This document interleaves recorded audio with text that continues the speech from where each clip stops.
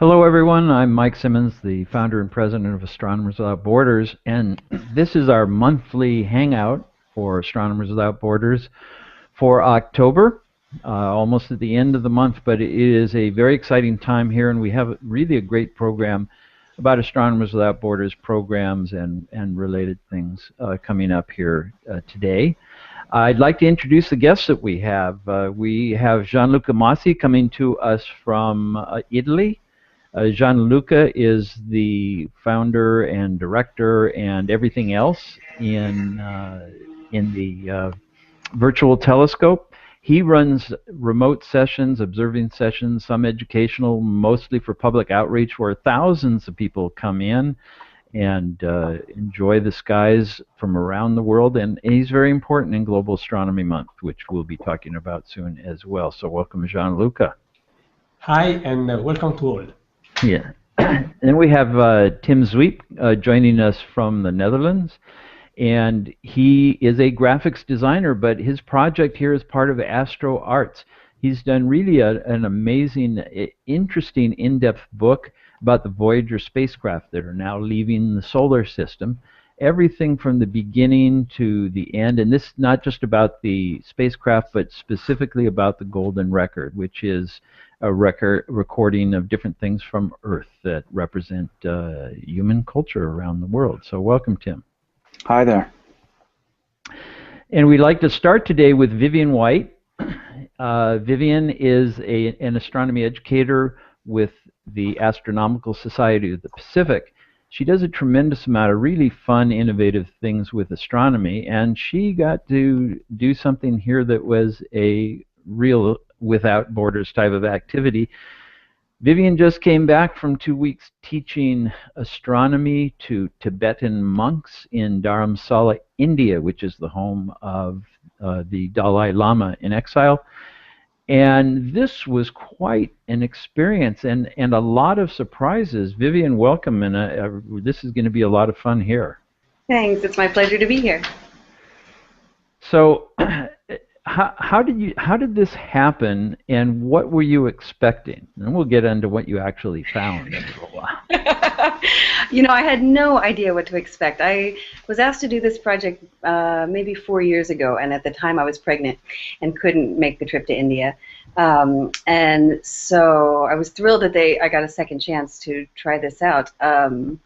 They invited me to come to Dharamsala to teach a cohort of Buddhist monks. These are geshes. They're kind of the leaders of their community. And they're from all over India. And they came to a learning center near Dharamsala for 4 weeks of an introduction to science. So I got to be the astronomy end of that, the beginning of the astronomy end. There was also Chris Impey from the University of Arizona who took over after I finished and did the second half of, he did cosmology, which was fantastic too.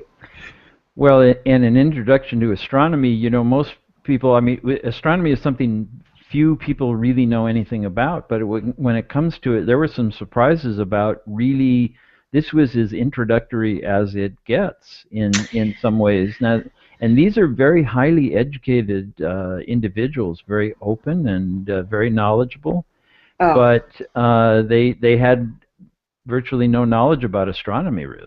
Yeah, they've studied their entire lives, and they've studied consciousness and Buddhism and a number of things that I've never looked at, and they're excellent at debating and logic and discourse, but they had never been introduced to so many things that I kind of take for granted that a public audience would understand. And some of them weren't sure where we were on the Earth, for example, like on the surface of the Earth. There were some misconceptions about where a flat Earth, honestly. And it just started from there. There were a number of concepts that I didn't even think to introduce because I didn't realize they had never heard of atoms or things on those levels. So we really had to start at the very basic level, and they were so open to it and had the best questions and had such a huge interest in so many things scientific that were completely out of their realm of understanding when I got there. Well, Yeah. let's take a look at some of the great Yeah. pictures that you have to share with us as well. Let's see. So here's the class, I guess. Is this the translator This helping is you? our translator with us. Yeah, so this was the first day. They sit all day cross-legged, and I'll tell you what, even just that was a tough part. I ended up sitting a lot of cross-legged. I think the next picture shows we had office hours every day. So they had 3 classes a day. I taught 1 or 2 of them about astronomy. They were learning about the outer universe was what I taught, and then also the inner universe. They were learning about the mind and how that worked from a science perspective. And really, we were just introducing science as a way of exploring the world. It's very different than the way they're used to exploring the world. Mhm. Yeah. But this, I guess this is important because just like the science of all these, of how the brain works and so on, this is related to their interest in consciousness and all of that.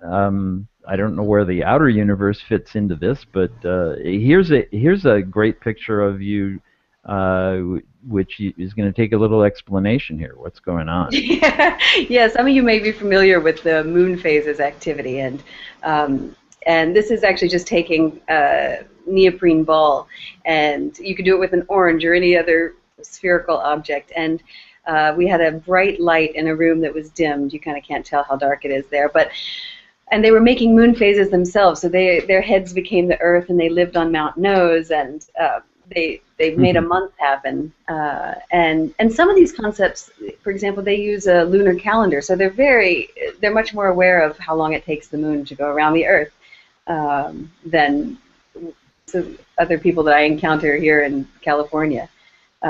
So some things they were much more aware of, but here they're making lunar phases, so they see the moon and they have ideas about what it's like. Their ideas from text are that the moon is cooling and calming.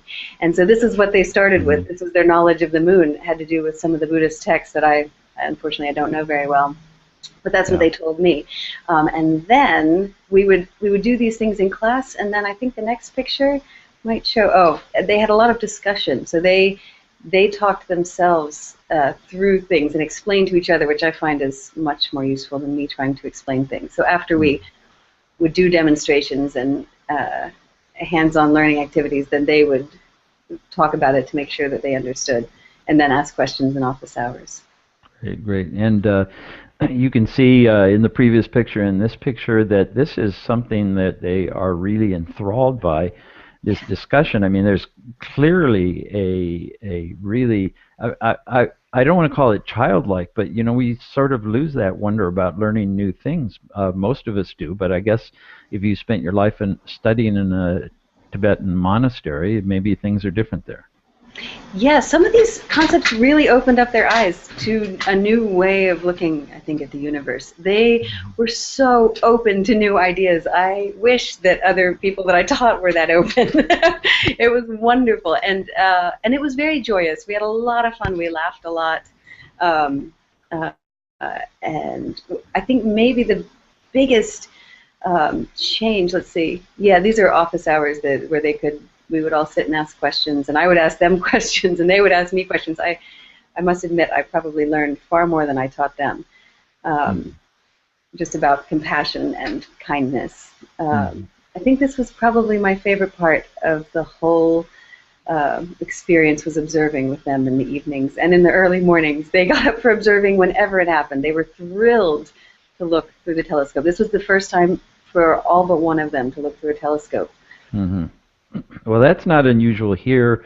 We find most people have never looked through a telescope either, but I think there's a different attitude here. And let me mention before we go on that the Q&A app is open here, so for anybody who's watching, if you have a question for Vivian or the other guests as we go forward, please put it into the Q&A app on the Google Hangout page, and we will ask them.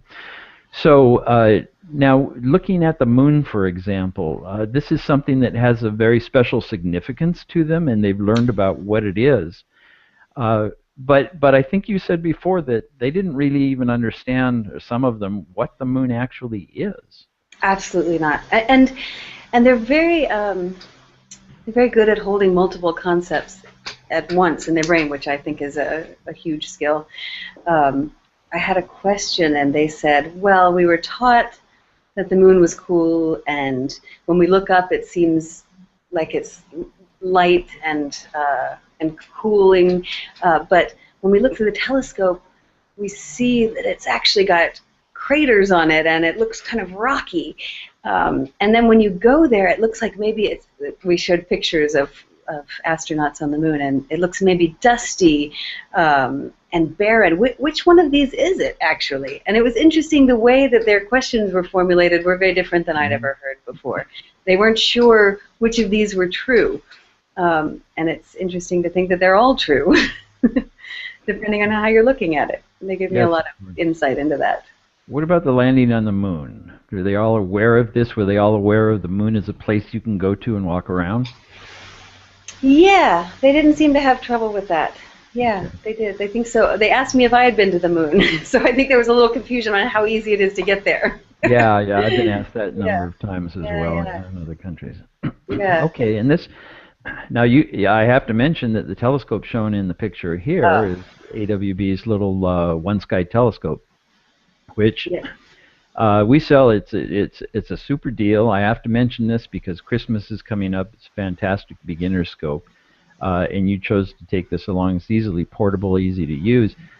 But I have to point out it's only available in the U.S. This is done for us through support from Celestron, and it's available under different brands in other countries. So we have it available only here, but you took it along with you. This is a 5-inch telescope, bigger than it actually looks there. So I guess it was an easy one to carry along at that size rather than maybe a 6-inch Dobsonian.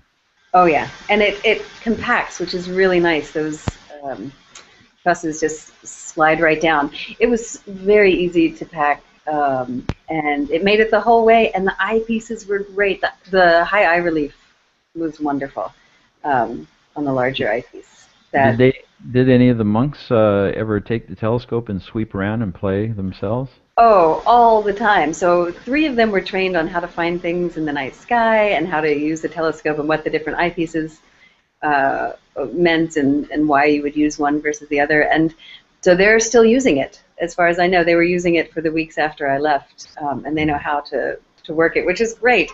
We're trying to get one in each of their monasteries because they loved being able to look. That and even just binoculars were a lot of fun. Of course, yeah. Well, that's a life-changing experience for everybody. With these guys, I think it's kind of amazing. And these, you can see that they're not really young people. And here you're doing a demonstration of different sizes of things. Either that or you're making pie crust. But it's these aren't young guys. These aren't young students, as you mentioned. They're leaders in their community. They are, but their wonder was just even more than I've seen in elementary school classrooms, and their excitement with the material. Amazing. Yeah. And so what are they doing here? This is a comparison of the Earth and Moon, and we did size and distance. They guessed what they thought the difference was after we'd been viewing the Moon and talking about the Moon. And it's a good one to think about how far away even our closest neighbor in space is.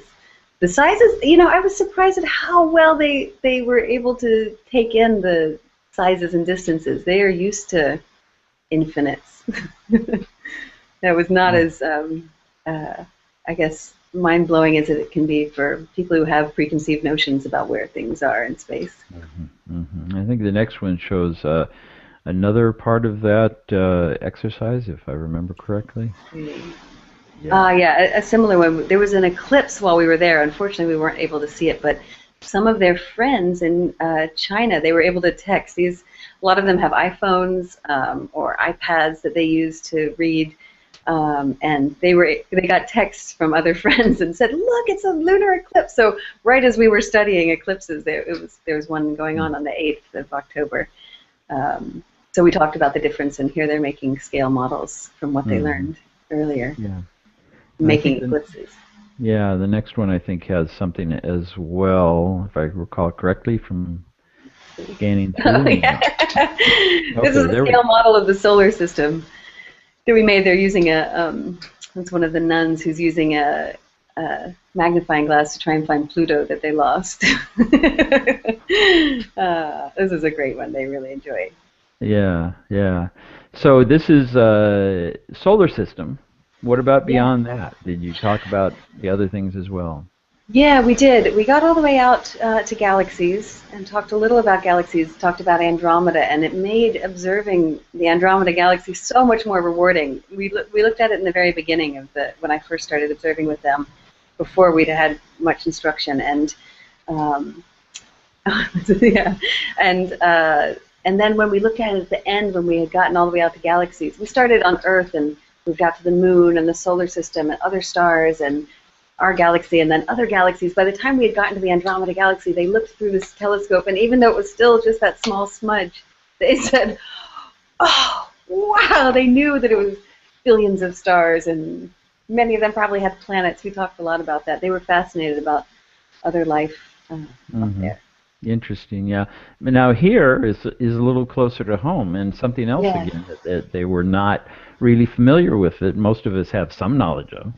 Right. This was an Earth timeline that we made a few years ago, and it talks about where life may have developed over the course of Earth's lifetime, and it's got all different things: single-celled organisms, the first land animals, the first primates, things like that were on there. And it's a tough activity, I think, for even sometimes geologists and biologists have a hard time really placing all these things on the timeline of the Earth, so I didn't expect them to know this. But it was the first time I'd ever seen a group place humans first on the timeline, and it was fascinating. I said, why would you think humans developed before the single-celled organisms? And they said, well, if we weren't here, how would we know all this happened? And I thought, that is so logical, and it makes so much sense. And they had never heard of fossils, and they did not know about evolution. So, there were a lot of things that we had to address that I'm not used to addressing when I'm teaching astronomy, just because there are some basic things that people have heard about, at least on a superficial level before. But it was their first experience talking about fossils. So that was fascinating. Well, their assumption there that we must have been there because there's no other way to know is completely logical. It is. It makes so much sense. If you don't know about the fossil record, yeah. But and these again are really very highly educated people who spent their lives studying. So it's just not something they studied. Well, they've just never been exposed to it before. I was thinking they had no entrance into it in the same way I would have no if I were coming from a culture where the internet wasn't so pervasive, or I didn't speak the language of the internet. How would I begin to access Buddhism? What do I look up? What kind of things would I possibly begin to access that with? They had no way to.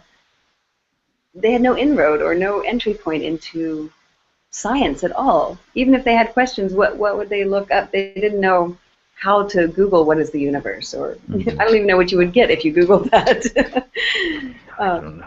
Yeah, so it was just their very first introduction to a completely new way of thinking. So, it was fascinating. It was wonderful. And these, again, are incredibly intelligent group of people that have a lot of training, like you said. Yeah, and we have greetings from Michael and Antonio in the Q&A app. Please, anybody that wants to ask a question or comment that we might share, please put it in there. Antonio asked a question. I'm not quite sure I understand it, Antonio. Sorry. But now Randolph asks here whether, while teaching science, would an introduction to Western philosophy have been helpful? Because modern science has emerged from and is rooted in Western philosophy, and their philosophy is certainly different. Did you find that to be the case? It's a good question. Yeah, there were, in fact, 2 classes on Western philosophy before I began teaching science, absolutely. Because it is such a different way of thinking. It could have been 2 weeks of classes. We just didn't have time for all of it. And so, yes. And we tried to kind of teach some of it. I gave a lot of history of science.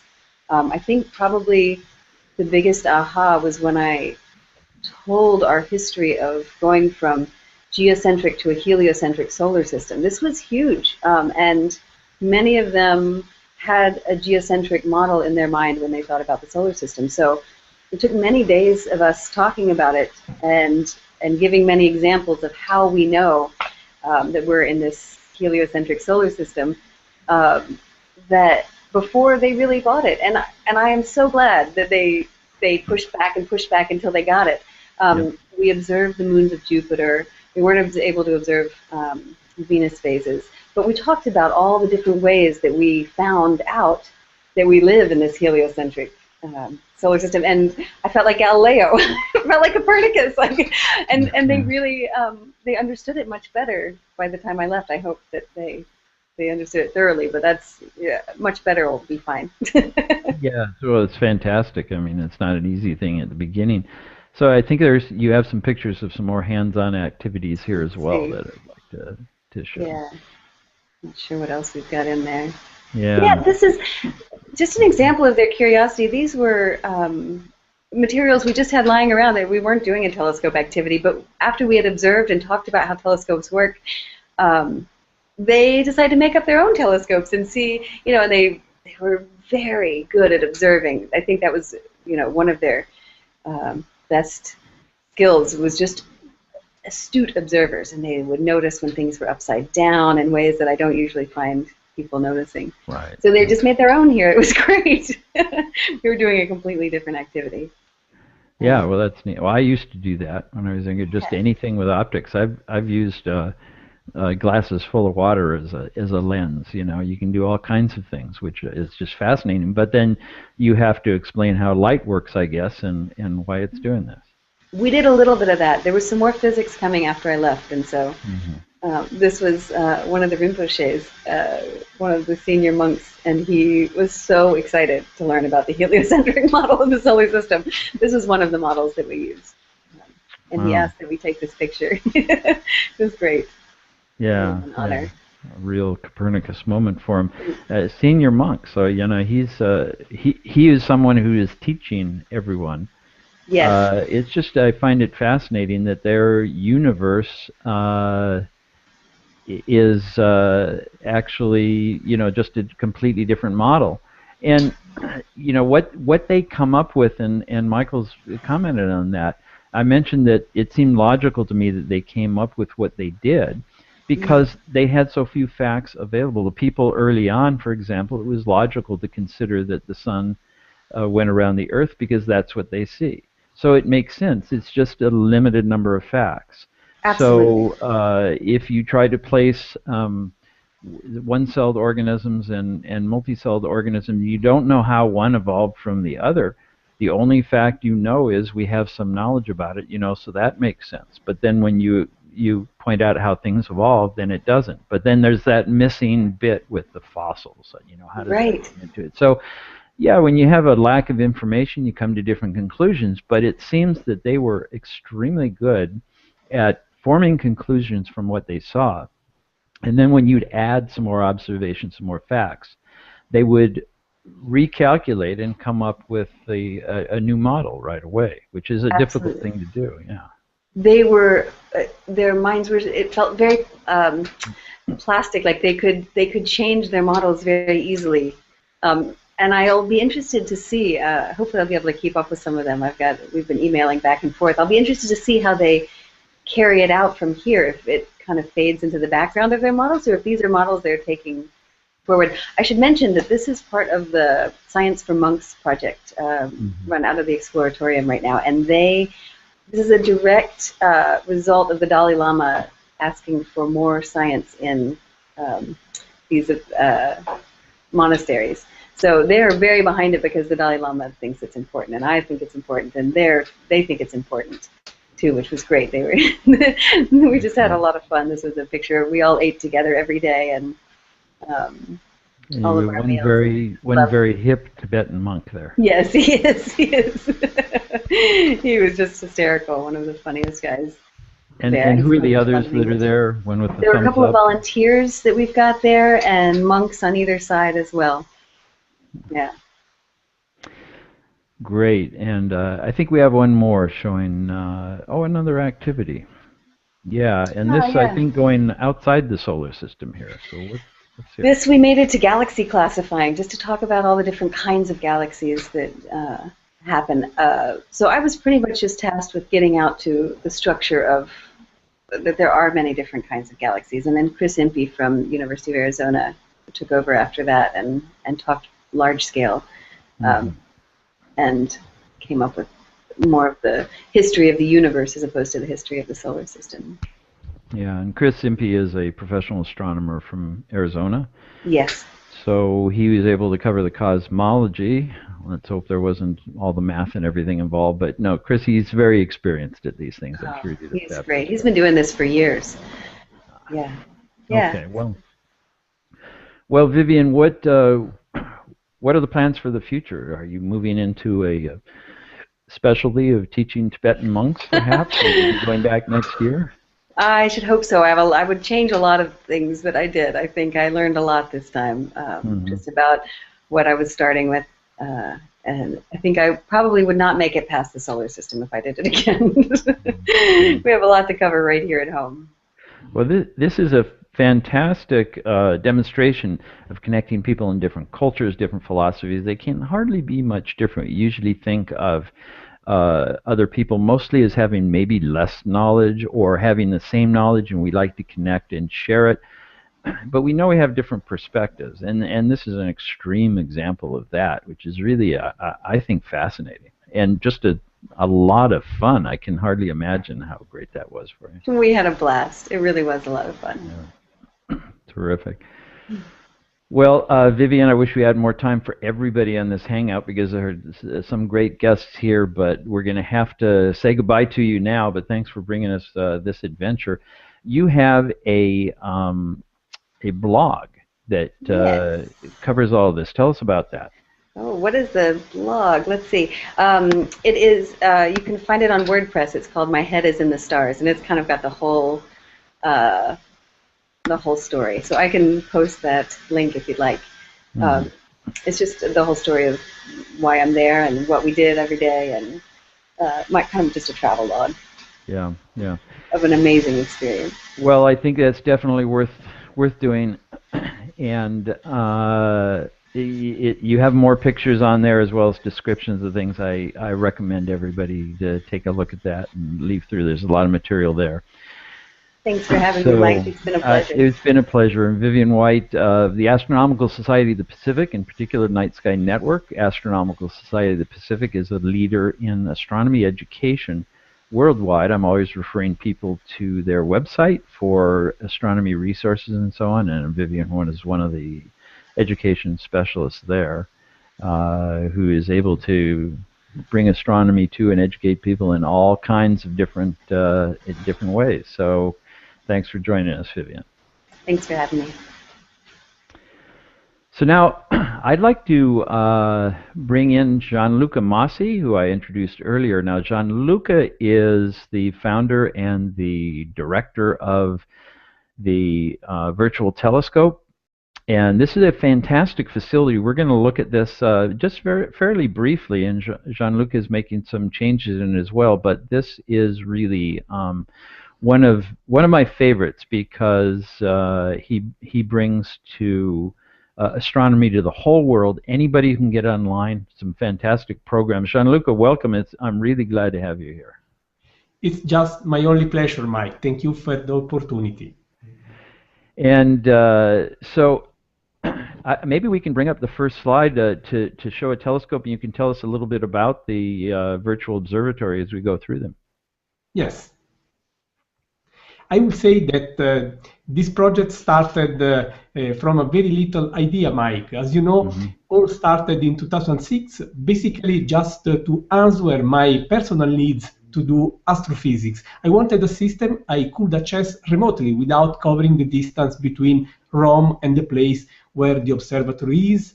But soon after this, I discovered that the telescopes could actually bring live images of the cosmos we love to people worldwide. And then this big adventure started. And I must say that thinking back to those old days, I could never thought it was going to arrive where it is today. And this one is the telescope, the main telescope we have, and we use it very intensively also these very last days. And I must say that this telescope, as well as its friend there, has been very, very productive, bringing the wonders of the universe to many, many people worldwide.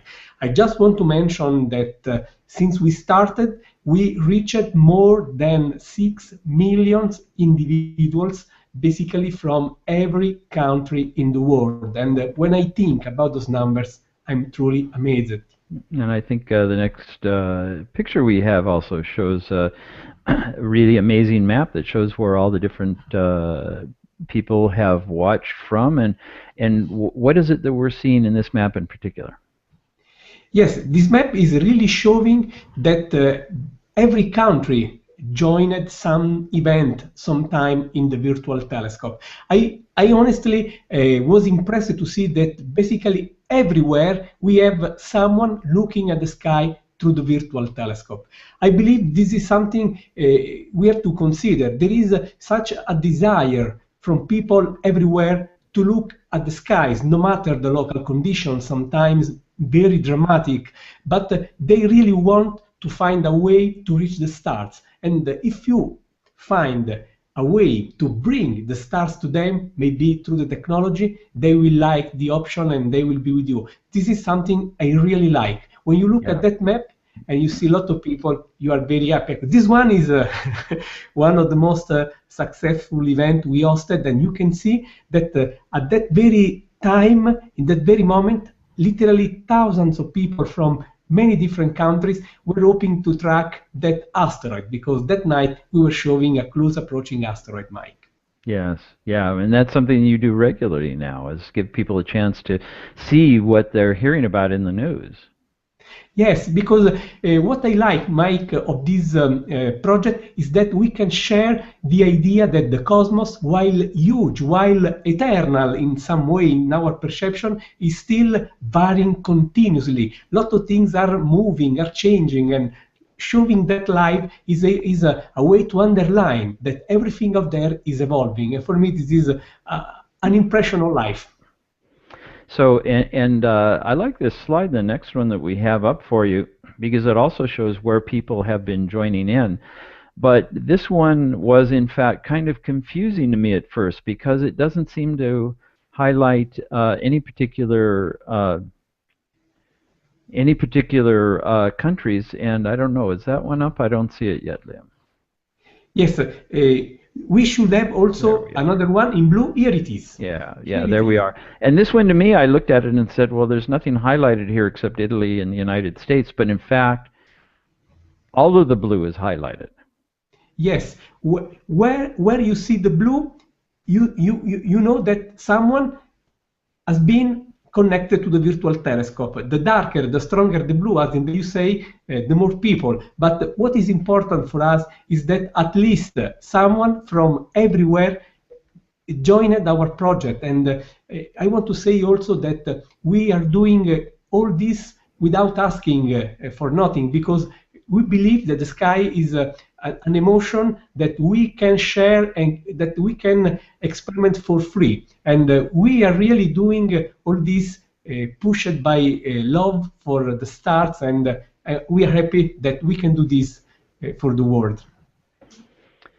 And we also have one more overall photo of the virtual observatory here that we can show. There we are. So you have two telescopes operating side by side here. Yes, there is also a little story here, Mike, because when I started all this project, there was just one telescope. The one you see on the left of the next picture, showing both the telescopes.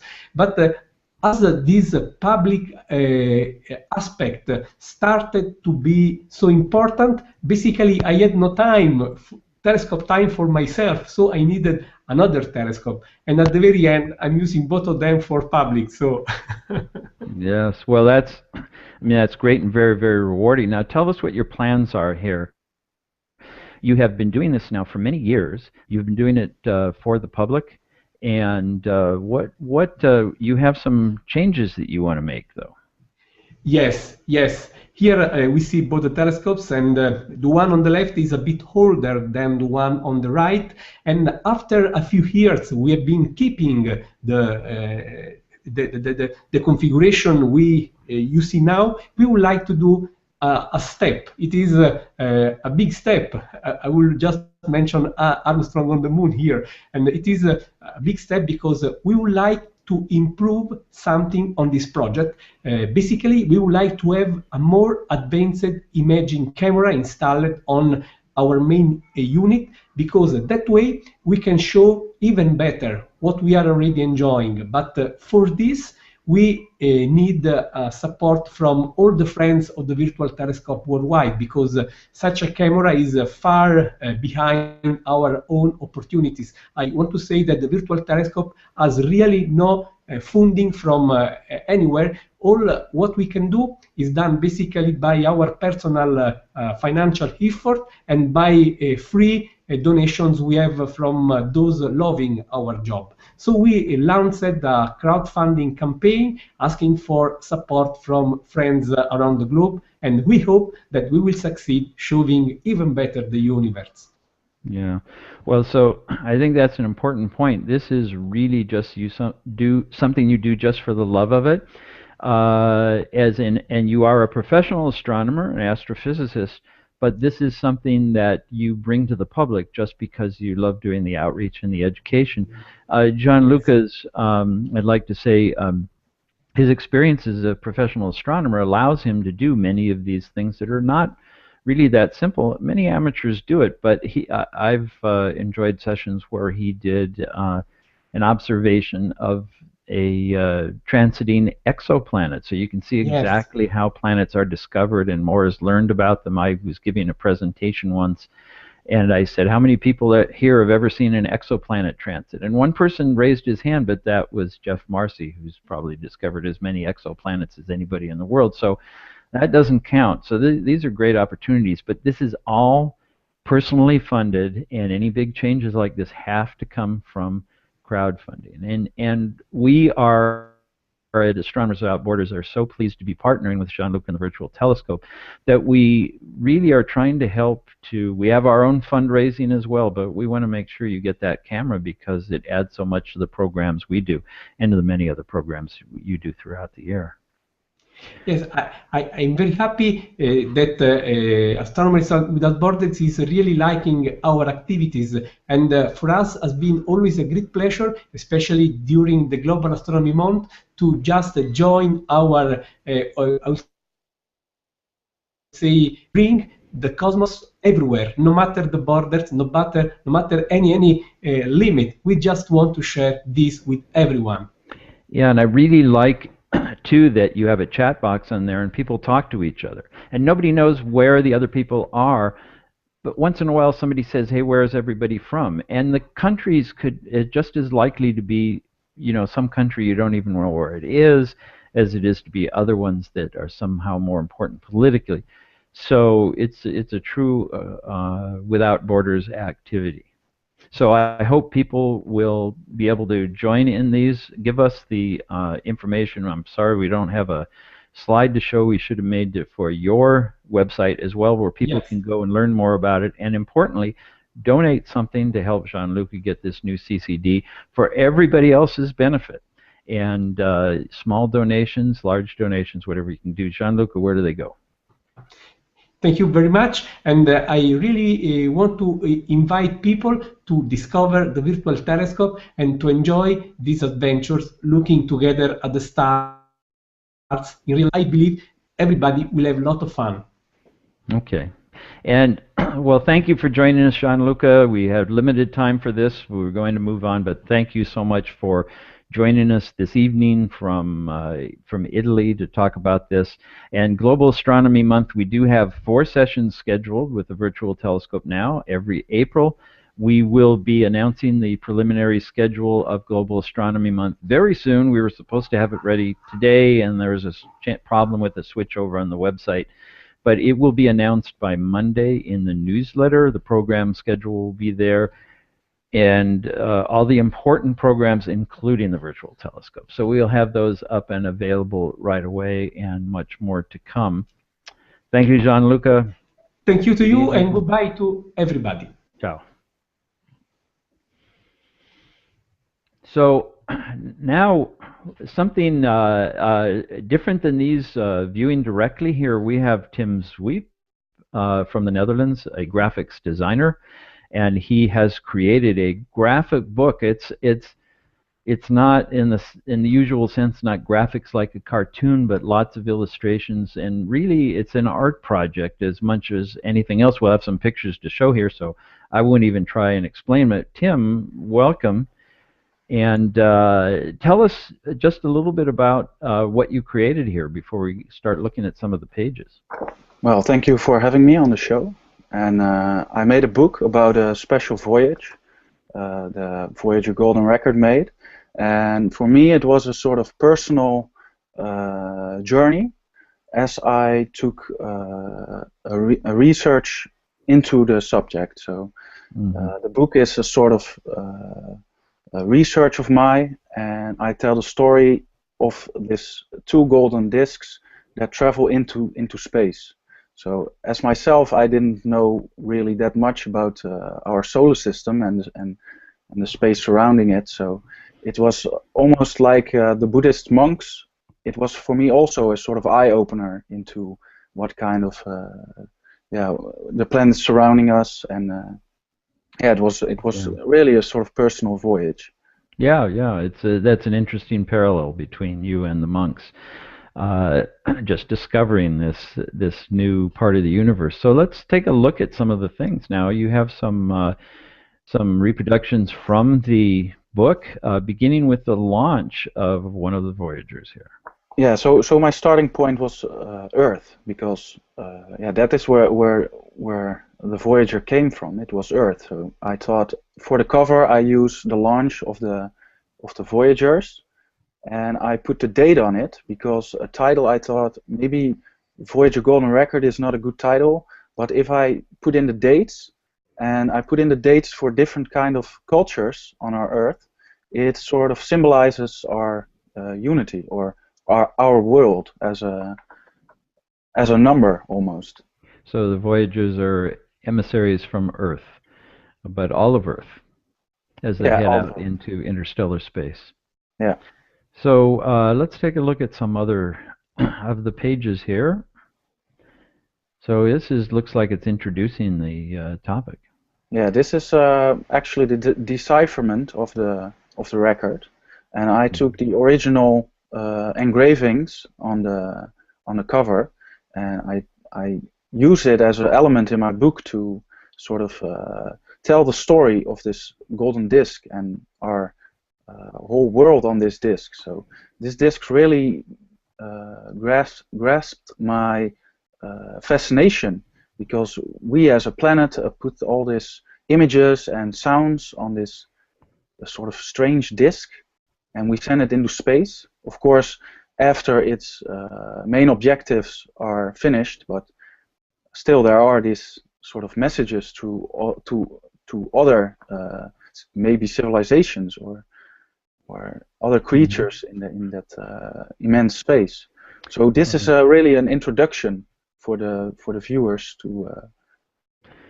So as you say, the main these were not probes that were meant to go into interstellar space as a primary purpose, but they were exploring the outer planets for the very first time, and because of their orbit, their speed greater than escape velocity, they are headed into having trouble with my tongue here. They are headed into interstellar space. They are now crossing some of the borders that make up the solar system. They're actually in interstellar space now, but still within the solar system. This is a very confusing thing to some people, but it's crossed over past the influence of the sun, and that's a very important landmark, but it's going to take quite a while. In my research, I never thought that our solar system had that much of distance in it, because well, I knew of course the moon, but I couldn't.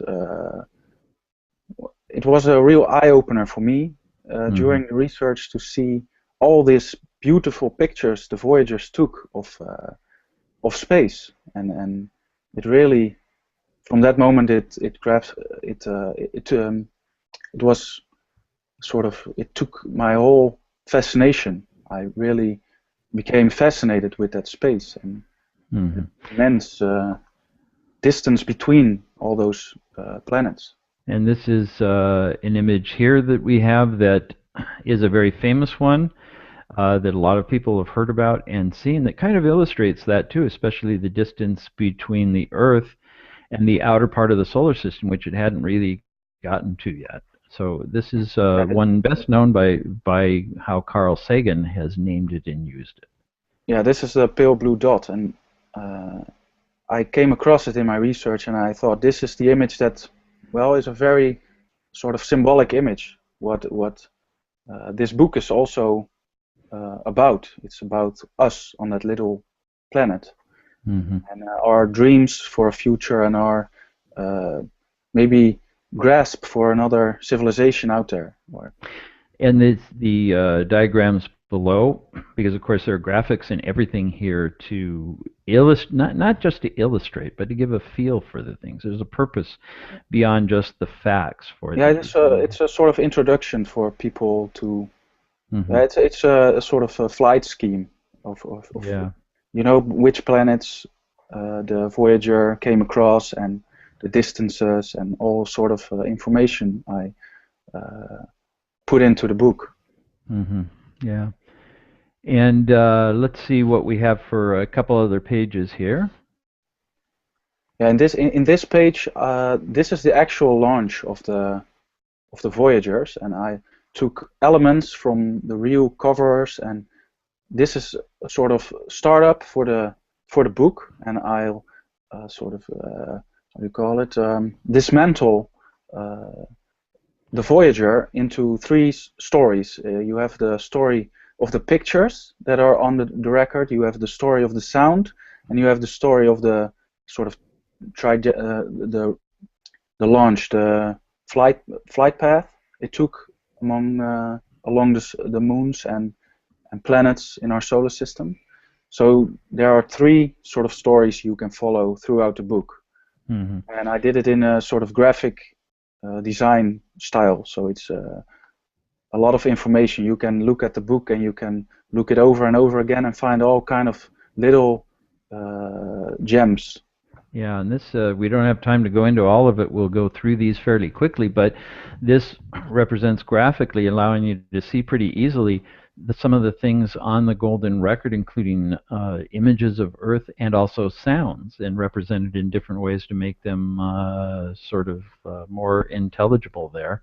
And some more of the photographs. So this is really an interesting way to do it. We have the sounds as expressed in the middle by sonograms, and also the images that are included, information about each of those images that were taken along the way. So, like you said, several different timelines. Yeah, it's a really, I mix all the information I found in my research, and I try to take, it's a sort of a zoom in, zoom out. This is a picture of the surface of Jupiter, and every time I show this book to people, and they are not really familiar with the solar system, they ask me, is this a painting? And I think that is really the power of these pictures, is that it's that space can be art in itself. So, yes. So this is art for me now. It's, and the surface of a planet. And I have to say that I remember, unlike you, I'm old enough to remember when the Voyagers were launched and when they started returning pictures like this. We're used to this from the Galileo spacecraft, and incredible images from Cassini at Saturn and so on. But we'd never seen anything like this before. This was the first time that we had ever seen Jupiter up close. We didn't have the Hubble Space Telescope. We had some large ground-based telescopes, but nothing that could do this. And so we were just in awe. This was a real discovery moment for the entire human race. So this is really an extremely important record there. Yeah, and if we look at the next page, then I try to mix the whole of the information. So the previous spread was the surface of Jupiter, and now I take something out of the Voyager, which is a song the Navajo Indians sing to the sky, to the night sky. So I took that information and I put it just together. So you get that zoom in, zoom out. You have really interesting subject from the Earth, and you have that far planet out in the solar system. And I think that's interesting to just mix those together. So you get a very interesting combination of pictures and information. And now we zoom out on the next one, I think, but also more about the Navajo. This is some images and, most importantly, the sounds of the Navajo songs, I guess, that were included on the Golden Record as part of this introduction to Earth, Earth 101. And then that's, for me, as a graphic designer, making a book is, of course, difficult because I cannot put the sound into the book. But what I want is that people who are take a look at this book and are getting interested in it are going to search for this music themselves, and in their research will find other kinds of interesting music or background stories, so they can sort of start their own journey. So this book was for me my own personal journey, but the idea is if somebody else takes this journey, it will come out in different kind of background stories or things he will find fascinating. But this book is really what I thought was fascinating. Yeah, and so the images at the top show from the building blocks of life, chemicals, introduction to humans, and on the next one we've got more about introducing human life to whoever may be the first viewers of this spacecraft many years into the future. So we have really, and this goes on for quite a while, both the sounds in the middle, some more about the voyage itself, and some photos. Because now we just show a little segment of the book, because we don't have enough time to show the whole of the book, but it's filled with background stories of the music, it's filled with the pictures on the record, it's filled with information from the different planets and moons the Voyager came across during its journey into the dark space, into the space between stars. And it's actually really about time and distance and who we are on Earth, but also what are we looking for as a human race into the stars. Well, and then in the next one we have more of that too, showing humans taking the first steps out into space, very, very close by space, different ways of looking and traveling. Yeah, this is the record playing this is also a sort of credits, because I couldn't put all the information into the book. This is a sort of end credits, and all the remaining information which I couldn't use in the book because it would be a really thick book. It's a sort of credits into the future, actually. Yeah. And then something similar, but showing this is really, with the background of the travels that the Voyagers are taking. Here we see Voyager 1 is in interstellar space and now beginning to get close to the some of the other stars, but also sounds of Earth, greetings, various things that are in there that I know are represented in the book and in text as well. And I think this is also a very interesting spread, because as you can see, the information line has been put into one sort of single story, but it's going towards a star, and that's Gliese 445, and that is a star in which the Voyager 1 will pass in about 60,000 years. So whole information about Earth will be traveling towards that star, and I think it's also about the fantasy of the future, or that our world is sort of frozen into time and going towards that star, which grasped my imagination. Yeah, yeah, and this is a record of Earth as it is now. Even people 60,000 years in the future would be very interested in seeing this record. And perhaps if that star turns out to have habitable planets and they are advanced enough, maybe we'll hear from them, and they will let us, contact us and let us know what they think as well. We can't, of course, this has been represented before in the first Star Trek movie with Voyager returning to Earth, but that's fantasy, of course. But one that this kind of thing I think really sparks the imagination. So I think those are really valid ideas. And actually, the main goal for me was to sort of bring the story back to a new audience and tell the story and why this Voyager Golden Record is so special to ourselves, not to the receivers, because I think actually we may be the receivers. So that's the real power of this record. The story it tells to us back to us on Earth. Well, the Golden Record itself, which I don't know if it was considered an afterthought, but it was definitely not the point of the mission when it was first imagined. I recall discussions of a grand tour of the outer planets by spacecraft at this one time when the planets were lined up in such a way that we could visit several of them with a single spacecraft. There were two of them that left. Voyager 2 launched first, but it was called Voyager 2 because it was going to pull ahead of Voyager 1. And or did I get that backwards? I don't know. You tell me the story. I know they were named. I'm remembering this from almost 40 years ago, but they were named numbered a little bit differently than one would have thought. Oh, you mean the Voyager 1 was actually launched second, and the Yes. Voyager 2 was launched as first. Yeah. Yeah. Yeah. That was because of the trajectory or the one Voyager 1 visited more planets than the Voyager 2.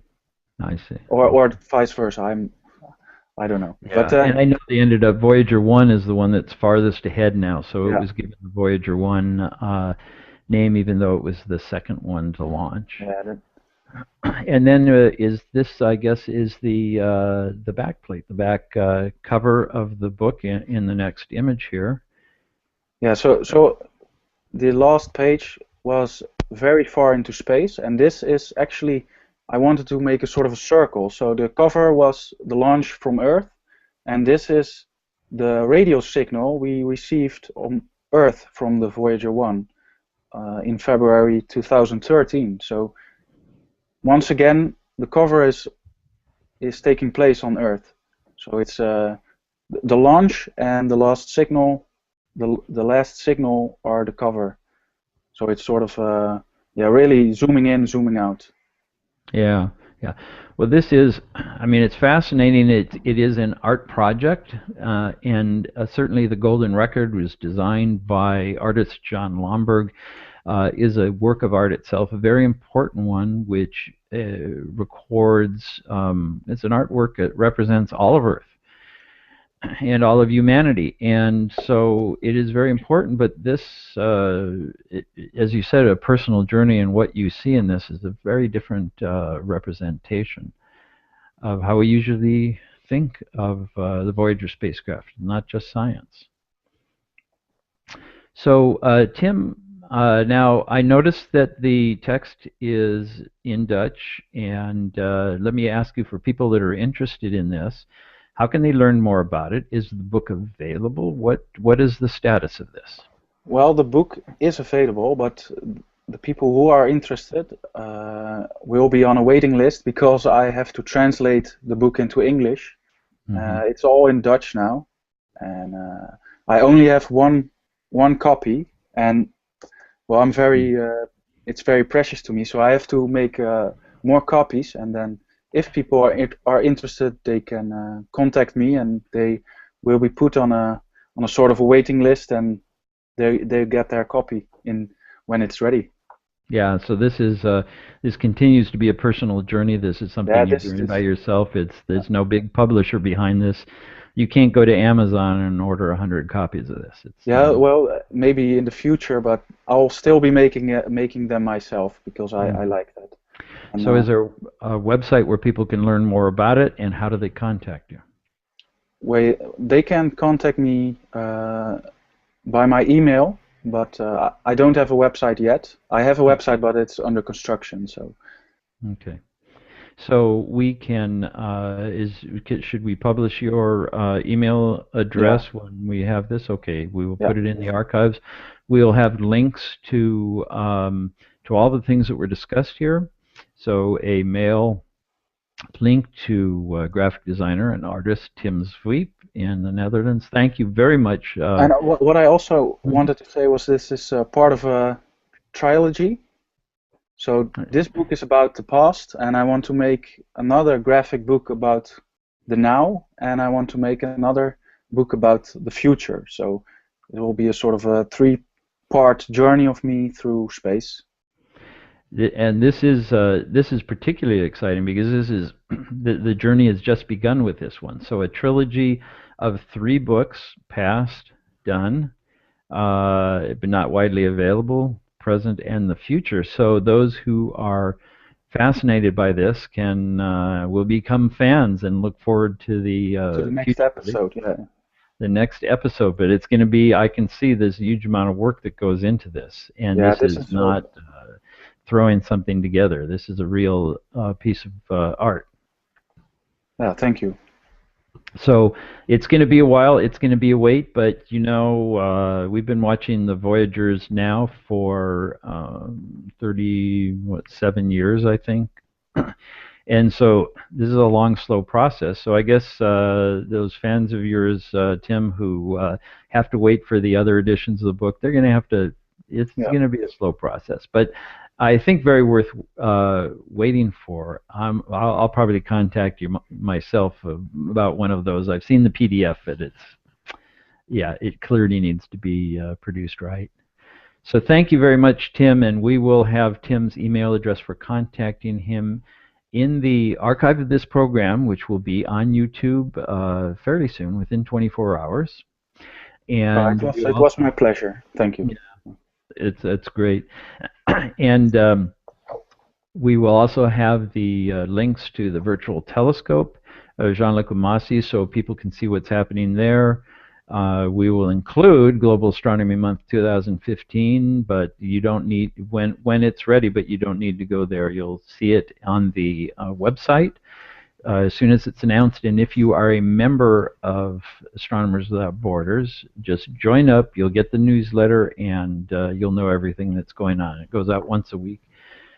And the Monday issue is going to have the big announcements. And also we will have a link to My Head is in the Stars, the blog by Vivian White of the Astronomical Society of the Pacific, and her incredible journey. So I want to say thank you and goodbye to all of our guests again. Gianluca, Tim, and Vivian. This has been a great program. I was looking forward to this. I'm lucky when I get to talk to you guys a little bit more and learn more about it. I wish we had more time, but that's it for the show. So thank you, all of you, for joining us. And it's been great, and hopefully we'll get some contacts through those links, and people will want to find out more as well. So thank you all. Until next month, the AWB monthly Hangout will not take place on the same date as it would usually be, the last Thursday of the month in November, because here in the United States, where some of us are, is Thanksgiving Day, and we're not doing it on that day here. Big holiday, so there will be an announcement of that coming up, of course. Program will be announced as well. So I look forward to seeing everyone then, and I know we have some good things that will be going on then. And there are many big things that are in store for Astronomers Without Borders in 2015. We'll have a complete revamp of the website that allows us to do all kinds of things we aren't able to do now. And Global Astronomy Month will be the biggest ever, and other exciting things related to International Year of Light and other things. So until I want to say goodbye to everybody, and thank you for joining us. And this program will be available in the archives before long, so if you want to share that with others, or you missed part of it, or you just want to watch it again because it was so riveting, it will be available there. So thank you, everyone, both here and watching, and until next month, goodbye.